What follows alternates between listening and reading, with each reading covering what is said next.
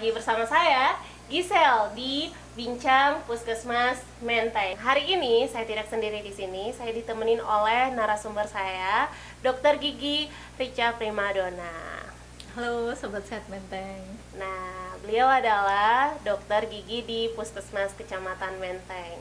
Hari ini kita akan bahas tentang kesehatan gigi dan mulut. Ngomong-ngomong tentang kesehatan gigi dan mulut nih dok, Ya. menurut dokter, seberapa pentingnya sih kesehatan gigi dan mulut dalam kehidupan kita sehari-hari? Kesehatan gigi dan mulut itu sangat penting untuk kita jaga karena yang pertama rongga mulut itu adalah pintu gerbang awal masuknya kuman dan bakteri ke dalam mulut, ke dalam tubuh. Oleh karena itu penting untuk kita menjaga kebersihan rongga mulut ini. Yang kedua, kebersihan rongga mulut ini memang sering ya diabaikan oleh pasien, oleh masyarakat. Dengan mengabaikan kesehatan rongga mulut ini akan menimbulkan berbagai macam penyakit, mulai dari penumpukan plak, kemudian karang gigi, menumpuknya karang gigi, kemudian radang pada gusi, bengkak pada gusi, dan juga bisa menyebabkan lubang pada gigi dan penyakit lainnya. Ya, kebersihan rongga mulut yang utama dan yang paling penting bagi kita untuk kita jaga karena terdapat beberapa laporan kasus dan sudah banyak diteliti juga bahwa radang pada gusi yang kita biasanya sebut dengan kelainan periodontal itu bakterinya bisa masuk ke dalam pembuluh darah dan menyerang organ-organ vital seperti jantung, paru, dan juga liver. Oleh karena itu kesehatan rongga mulut itu tidak bisa kita remehkan, harus kita jaga sebagai bagian dari kita membersihkan tubuh kita. Jadi kesehatan gigi dan mulut itu mencerminkan perilaku hidup bersih dan sehat seseorang ya. Nah, Ya benar.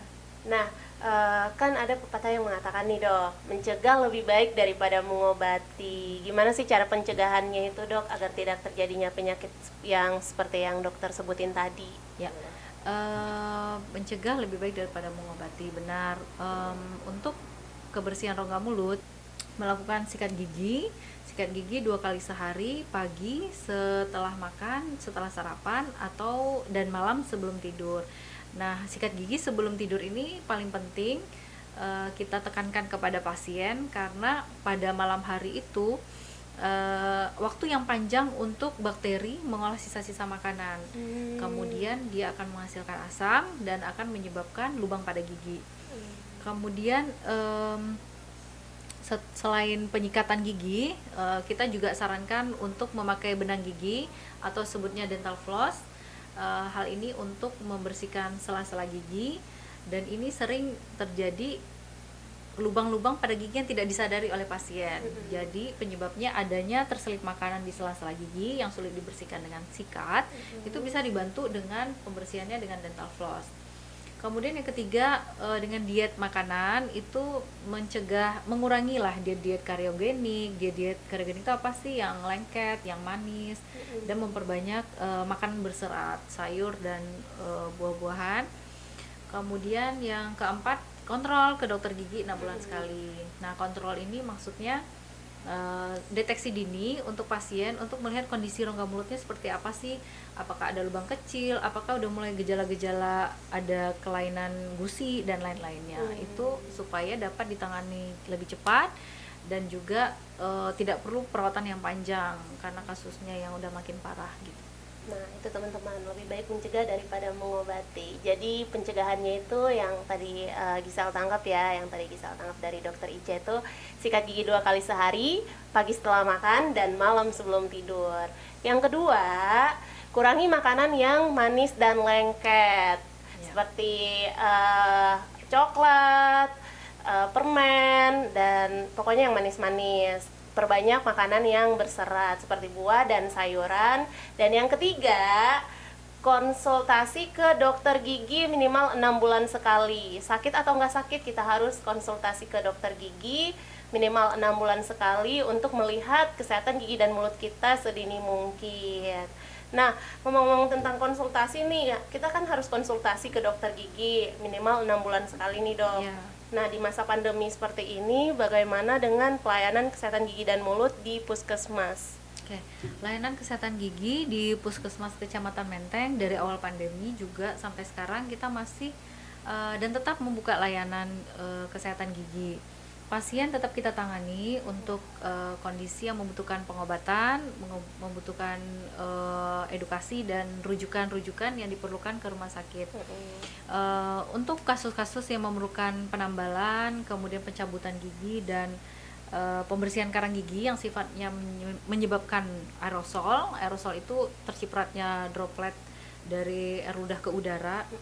Nah, itu kita hindari karena kondisi-kondisi itu sangat berbahaya untuk petugas maupun untuk pasien. Kondisi itu sangat berbahaya di masa-masa pandemi ini. Jadi kita masih meminimalisir tindakan seperti itu, namun kita tetap menerima pasien-pasien yang datang berobat ke poligigi. Untuk layanan tindakan mungkin kita sedang mempersiapkan baik itu tata letak ruangan, aliran udara dan alat-alat yang diperlukan. Tapi mungkin itu masih membutuhkan proses dan waktu ya ke depan. Tapi kita sedang proses ke sana, arahnya ke sana. Namun saat ini untuk Sobat Sehat Menteng kami informasikan bahwa layanan kesehatan gigi masih buka sampai sekarang, masih kita layani pasien-pasien untuk datang ke Puskesmas Kecamatan Menteng.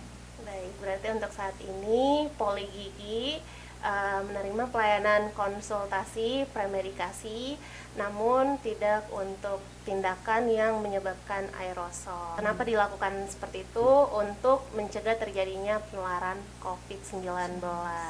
Nah nih dok, ada pertanyaan dari Sobat Sehat Menteng nih dok, yang masuk ke DM Instagram. Pertanyaannya ini dari Rinatia Priyani, usia 33, gigi geraham bungsu tumbuh tidak sempurna, menusuk rongga pipi dalam, sering bengkak dan nyeri. Itu gimana tuh dok pertanyaannya? Oke.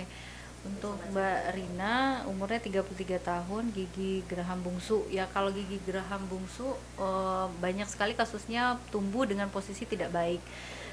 Pada keadaan ini, untuk menghilangkan kondisi tersebut, kita biasanya menyarankan pasien untuk melakukan pencabutan gigi atau odontektomi. Untuk kondisi ini di puskesmas kita akan melakukan rujukan kepada pasien untuk dilakukan tindakan di rumah sakit. Jika Mbak Rina ini datang ke puskesmas, kita akan berikan treatment awal dulu, terapi awal dulu seperti pemberian antibiotik, kemudian anti nyeri, dan mungkin tetap seperti anjuran-anjuran untuk tetap menyikat gigi, kemudian berkumur air garam hangat sesering mungkin, karena berkumur dengan air garam hangat itu sangat membantu sekali dalam mengurangi peradangan pada gusi. Mungkin itu. Jadi ya Sobat Sehat Menteng jawabannya. Nah ini juga ada beberapa pertanyaan juga sih, apakah, tapi mungkin ini pertanyaannya sama ya, udah dijawab tadi ya yang dokter jelasin tadi ya. Selamat sore dok, mohon maaf, dari Witzi. Selamat sore dok, mohon maaf, sebelumnya mau tanya untuk poli gigi sudah bisa tindakan atau belum? Tadi jawabannya untuk saat ini tindakan belum, untuk saat ini poli gigi belum bisa melakukan tindakan. Nah terus apakah di puskesmas bisa tambal komposit? Sama juga ya jawabannya dok. Mungkin bisa ditekanin lagi dok. Ya, kalau untuk pelayanan kesehatan gigi, kami menerima layanan berupa konsultasi, pemberian informasi, dan pemberian obat-obatan yang diperlukan sesuai keluhan pasien. Dan jika memerlukan rujukan, kami akan memberikan rujukan ke rumah sakit sesuai dengan keluhan dan kasus yang ada pada rongga mulut pasien. Tetapi untuk tindakan yang masih menciptakan aerosol, menciptakan droplet seperti penambalan, kemudian pengeburan, kemudian pembersihan karang gigi, itu tindakan-tindakan yang masih dapat menyebabkan meningkatnya penyebaran COVID, itu kita masih hindari sesuai dengan arahan Dinas Kesehatan dan PDGI. Oke, terima kasih waktunya dok. Terima kasih buat Sobat Sehat Menteng yang sudah menyaksikan video ini. Bagi yang mau ngasih saran, ngasih pendapat, silakan komen di kolom komentar maupun DM ke Instagram kami di Puskesmas Menteng. Terima kasih, sampai jumpa di Big Man selanjutnya. Dadah.